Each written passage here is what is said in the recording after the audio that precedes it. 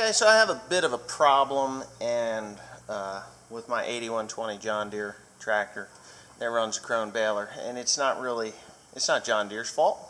It's not Krone's fault. It is actually my fault. The problem that I'm having, and I can show you real quick, is with this hitch. I'm going to show you something. See the movement there? That is a brand new power takeoff shaft that I just put in here. It cost me $385 for that power takeoff shaft. And it's still loose inside. Now, a couple of years ago, I believe in 2014, I had tore this whole backside of this tractor apart to rebuild the socket that goes inside there that holds that power takeoff shaft. When I did that, I had done exactly what I just did, and that was to, let me put this thing up here, and that was to take the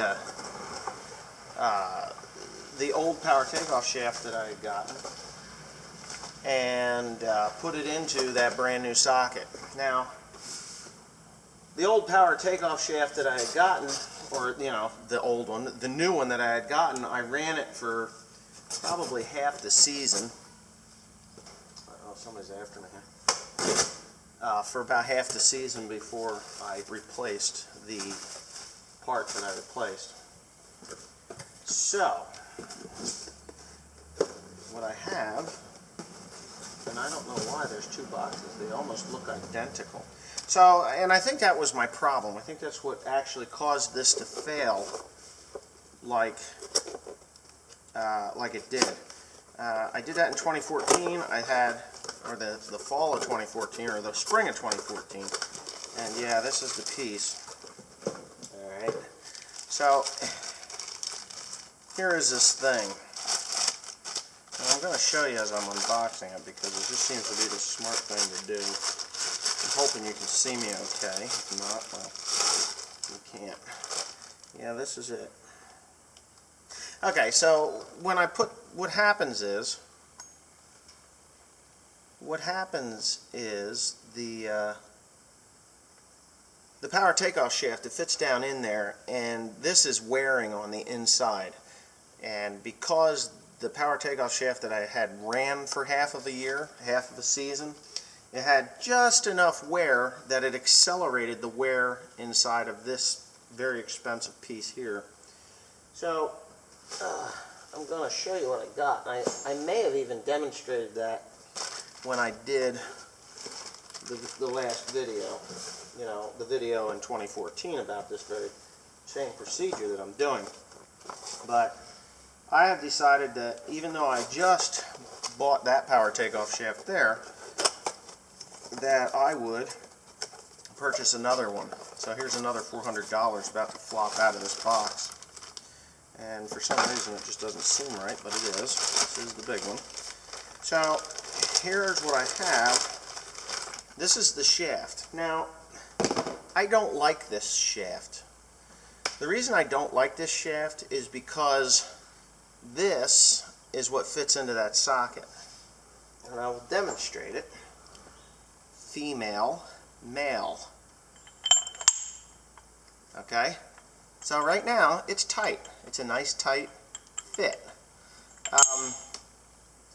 I always grease this a little bit, but as this thing wears in time, and like the power takeoff shaft that was in here before, or in that socket there, it dries out. You have to grease this part quite often, or it becomes a problem.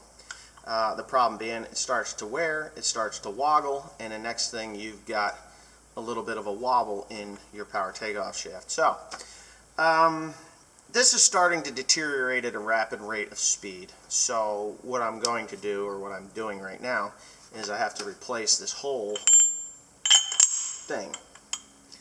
And what I don't like about this is actually the length of this here, this section right here. It should be that long, and this part here should be the small side of it, because as you make a turn, whether it's in a CV joint, there's a lot of pressure on this thing as it's going. So you've got a long piece, there's a lot of leverage out at this end of the power takeoff shaft. So any little movement that's back here is amplified because it is turning and it is wobbling and it is causing a lot of wear and tear right on this part inside this socket. So I think John Deere could make this a little bit longer. Actually, in some of the older, well, not the older tractors, but the smaller tractors, it is a lot longer. It is about that long, and I've never had to replace a power takeoff shaft because of that. So, anyways, I have a bunch of people looking at me, so I got a feeling it just doesn't want to come off. Where's that breaker bolt?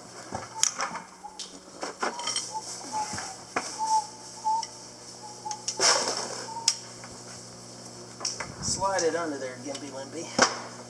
Should we explain to the YouTube world how you got your leg all narrowed up? Huh? Adam, get away from him while he's welding. It will blind you. No, you look away. Is he looking at you? Looking at that? Yeah. Well, stay the hell away from him. He's wearing a helmet for a reason. Don't even look at the walls that are flashing, because you know what? You will wake up at about 2 o'clock in the morning not knowing what your own name is. It'll hurt so bad.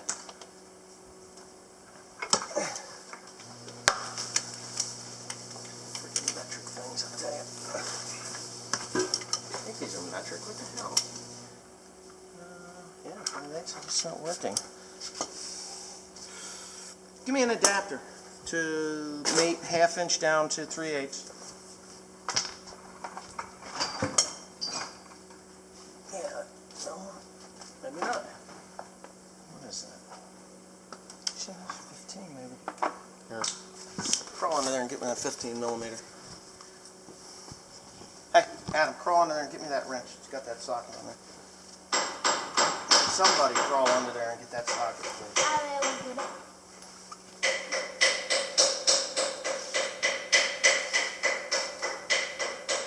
That's not a wrench, that's a pin.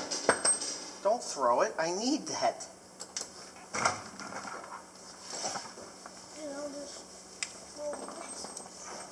Leave it right there. No, it's where it belongs, you. Alright. Get that off of there, right? Mm-hmm. Stupid things. American made shit with metric on it.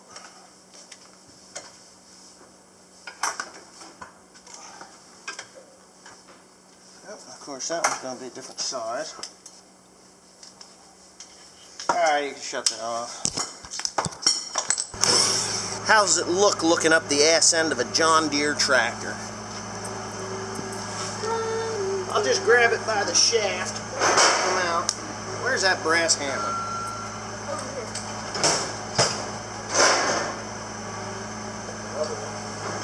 Go watch yourself, kiddo. Oh no, it's bleeding. Here's the brass hammer. No, I got it. See, I'm faster than you are. Woo! Yeah, I really wish my shoulder didn't hurt. Are you making a... You're naked? Yeah, I'm naked under my clothes too, kid.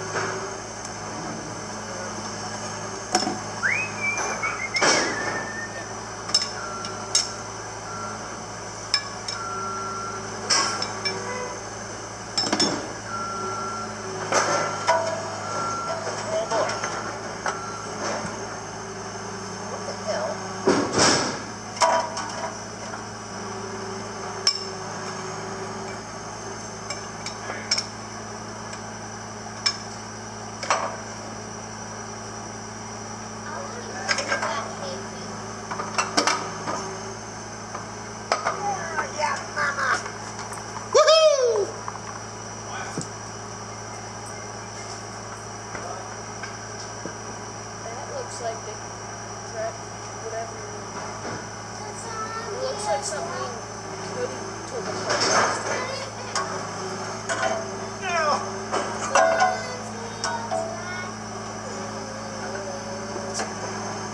There. Where's that box of rags he had thrown? Give me a box of rags. What do you do? Destroy it? I just need a rag. I don't want a box. Oh, the jackass.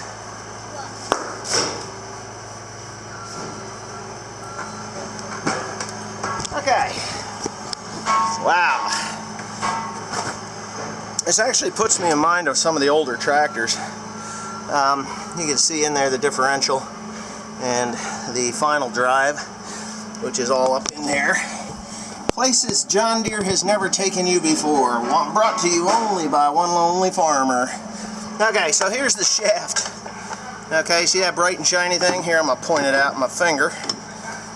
That shaft that I just stuck back in there. I think what they could have done was actually made the power takeoff shaft a little bit longer here.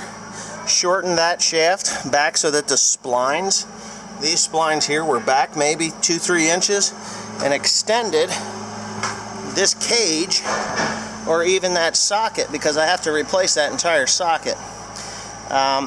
Extended that out enough that I wouldn't be dealing with all this happy horse shit that's in there. So, this is the beginning of probably a multi-part thing. This actually looks hot. This got hot or something. Doesn't that look like it got hot? Why would that get hot? There's a clutch in there, maybe. I don't know. It's cooked the color off of it, the paint off of that. And I don't remember. I'm gonna have to go look in my other video of that thing to see if I don't remember heating that, but I may have. I would never have heated that up. I'm gonna have to look and see what got hot. It looks like it cooked that bearing there, really.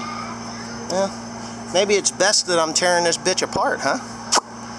I don't see that it heated anything else up other than this cage. All right, well, okay. Let me put this down here a second.